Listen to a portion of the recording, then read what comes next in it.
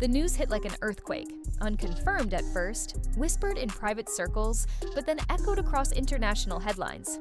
Meghan Markle, the Duchess of Sussex, has reportedly been permanently cut off from the inner workings of the royal family. While the palace remains silent publicly, insiders say the decision wasn't sudden. It had been brewing behind closed doors, fueled by what sources now describe as a pattern of misleading statements, staged narratives, and orchestrated media plays. According to one senior aide, this wasn't about a single interview. It was about years of damage control and watching the monarchy's integrity slowly unravel. That's when the so-called palace dossier surfaced, a collection of internal records, emails, and testimony from staff that allegedly contradicts Meghan's most controversial public claims. And when those discrepancies were quietly presented to King Charles and Prince William, a line was finally drawn. The decision? Meghan would no longer be considered a working or affiliated royal in any capacity, not even in ceremonial form. No more behind-the-scenes updates, no more royal briefings, no more strategic communication through official channels. And most telling of all, an unofficial request for Meghan to refrain from publicly identifying as a senior royal. It's not an official exile, but it's as close as it gets in modern royal terms. But that was just the beginning. At the heart of this dramatic rupture is a growing belief among royal insiders that Meghan Markle didn't just bend the truth, she broke it. What was once dismissed as tabloid speculation is now gaining traction as insiders and former staff begin to speak up. The tipping point? Her now infamous interview with Oprah Winfrey. During the special, Meghan claimed she and Harry were denied security, that Archie was refused a title due to concerns about his skin color, and that no one in the palace supported her when she was experiencing mental distress. These statements caused global outrage, but according to palace records and whistleblowers, many of those claims don't hold up under scrutiny. Documents reportedly show that security decisions were made based on precedent, not race. As for Archie's title, he was never eligible for prince under the established royal protocols until Charles became king. And while Meghan painted a picture of complete isolation, multiple emails and testimonies from staff suggest she was offered assistance, but rejected it or reframed it for the cameras. The royal family, traditionally tight-lipped, had reached a boiling point. "We've always tried to remain silent," one aide confided, "but when silence is used against you, you have no choice but to set the record straight." What's worse, sources claim Meghan had been warned that airing grievances in public could damage not only her reputation, but the monarchy itself. Yet she went forward, some say for justice, others believe for control. Either way, the palace believes the line between victim and storyteller has blurred, and it's left them with no choice but to act. And just when the dust seemed to settle, another storm was coming. For years, the mantra inside the palace walls was simple: never complain, never explain. But after the relentless public criticism, mounting media pressure, and what insiders call a deliberate smear campaign by the Sussexes, that silence has reportedly shattered. According to multiple sources, Prince William was the first to express outrage behind closed doors. Known for his controlled public demeanor, William allegedly called Meghan's accusations dangerous and deliberately misleading. In a private conversation that was later leaked to the press, William allegedly told a confidant, "We are very much not a racist family, but it's becoming harder to keep quiet when lies are being treated as fact." Even King Charles, often more diplomatic, has reportedly grown weary of the drama. A palace insider claimed Charles views Meghan as a disruptive force and believes that her actions have caused irreparable harm to the family's legacy. He was particularly offended by Meghan's insinuation that the monarchy failed to support her during her mental health struggles.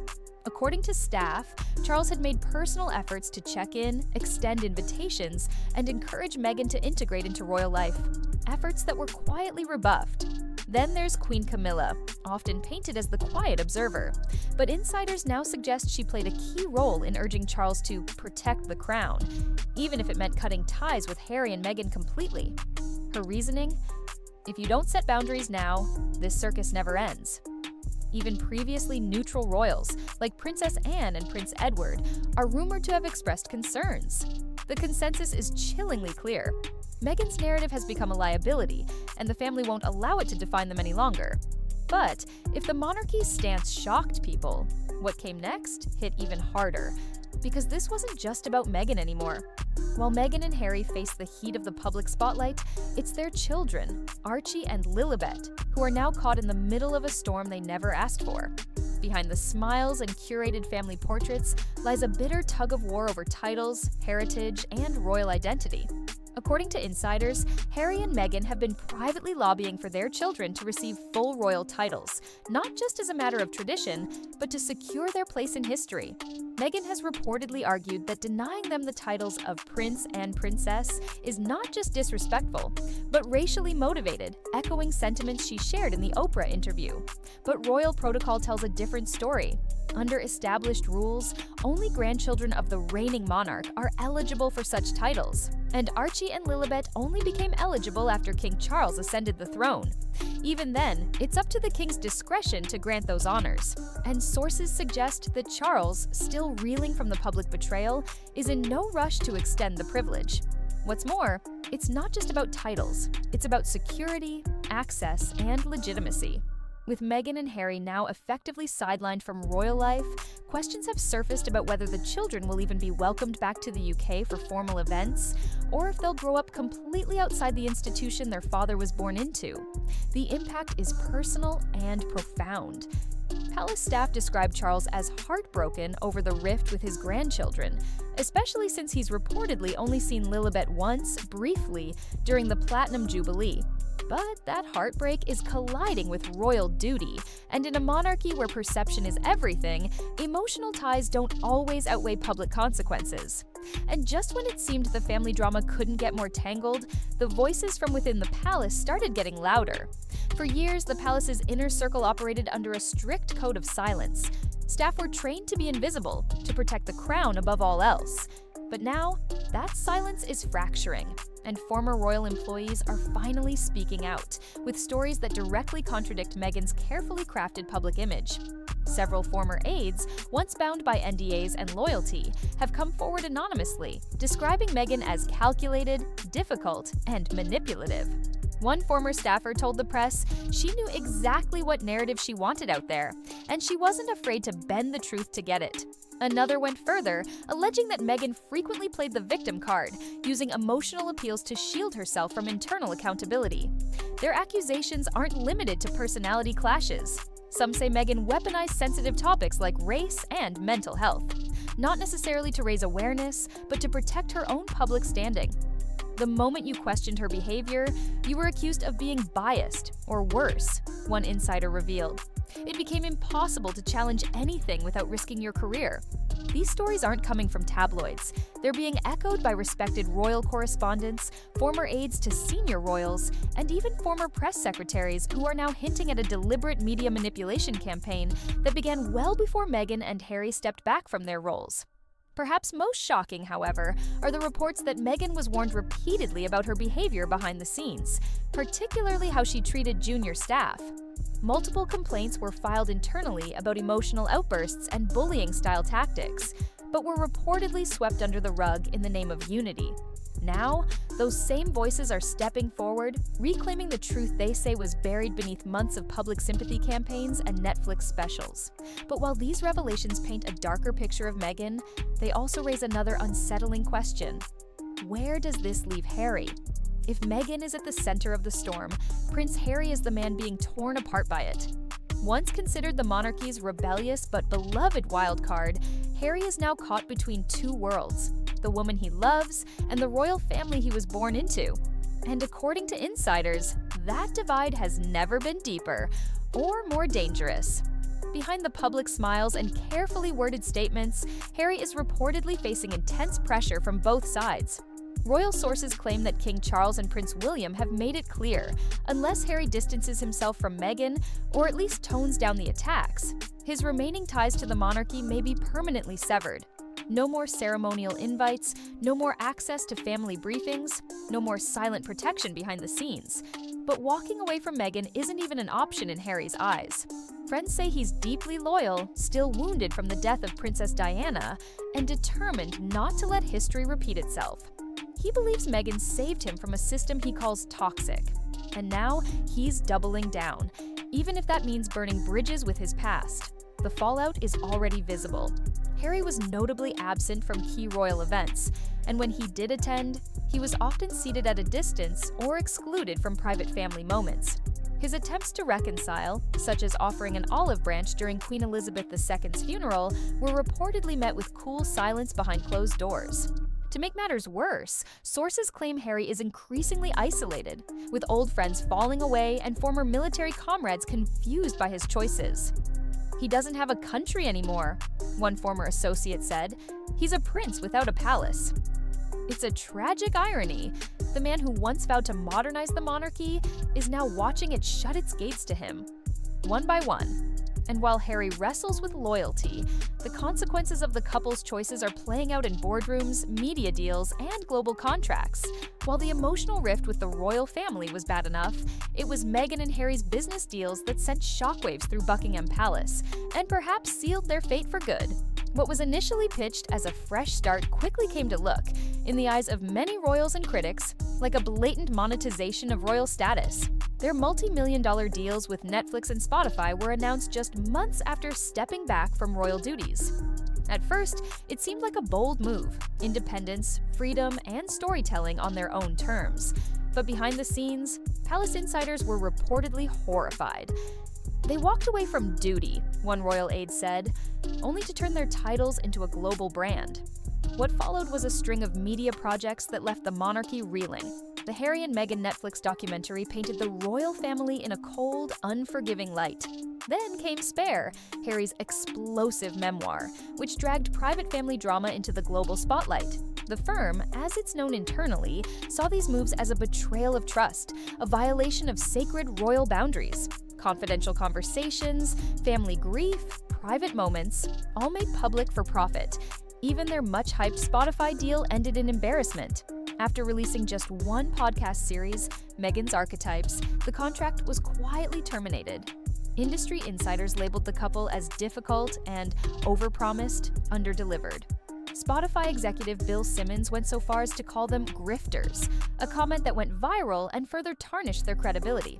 Worse still, the palace believes these commercial ventures have made reconciliation nearly impossible. How do you rebuild trust with someone who sold the family story to the highest bidder? One insider asked. And as media empires grow and brand deals continue, so too does public scrutiny. Because now, the world is asking a question the royals were too polite to say out loud. Was it ever about truth? Or was it always about fame? But the public was far from silent, and what they had to say was even more damning. At first, the world rallied behind Meghan. She was seen as a breath of fresh air, a modern woman breaking into a centuries-old institution. But as the years passed and the interviews, documentaries, and tell-all books piled up, public opinion began to shift, and not in her favor. In the UK, Meghan's approval ratings plummeted.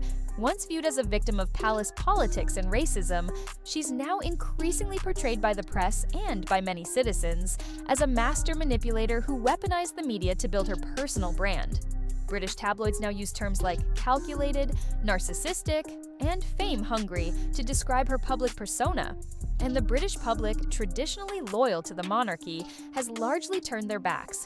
But the backlash isn't limited to Britain. Even in the US, where Meghan once enjoyed overwhelming support, cracks are beginning to show. Media outlets have started running more critical headlines, questioning the authenticity of her claims and the true motives behind the couple's endless stream of revelations. Polls indicate a growing fatigue with the Sussex saga. "It's always something," one commentator said. "A new feud, a new slight, a new story that keeps them relevant." Social media, too, has become a battleground. While Meghan still has passionate defenders, an equally vocal group accuses her of exploiting social justice issues for personal gain. Hashtags like #NotMeghanExposed and #RoyalGrifters have trended more than once, signaling a seismic shift in how audiences perceive her narrative. Even celebrities who once backed Meghan have gone quiet, or worse, distanced themselves entirely.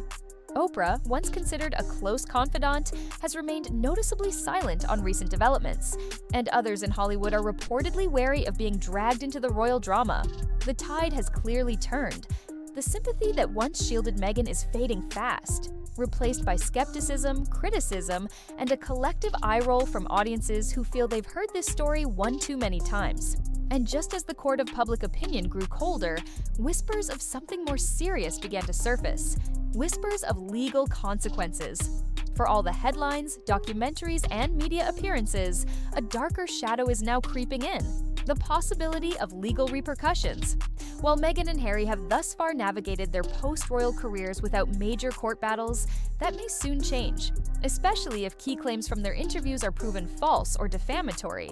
Behind closed doors, palace lawyers are reportedly reviewing every public allegation made by the Sussexes, scrutinizing them for potential grounds of libel or slander. One source close to the royal legal team said bluntly, "If they've crossed a legal line, and we believe they have, there will be consequences." The monarchy has traditionally avoided litigation to preserve its image, but this time some insiders say the damage is too severe to ignore. At the center of the storm is Meghan's claim that a senior royal expressed concerns about Archie's skin tone. Though she never named the individual, speculation exploded online, and the reputational fallout was immediate. If it turns out that this allegation was fabricated or misrepresented, a defamation case, either publicly or privately, could be on the table. There's also concern over statements made in Harry's memoir Spare, particularly those involving Queen Camilla and King Charles.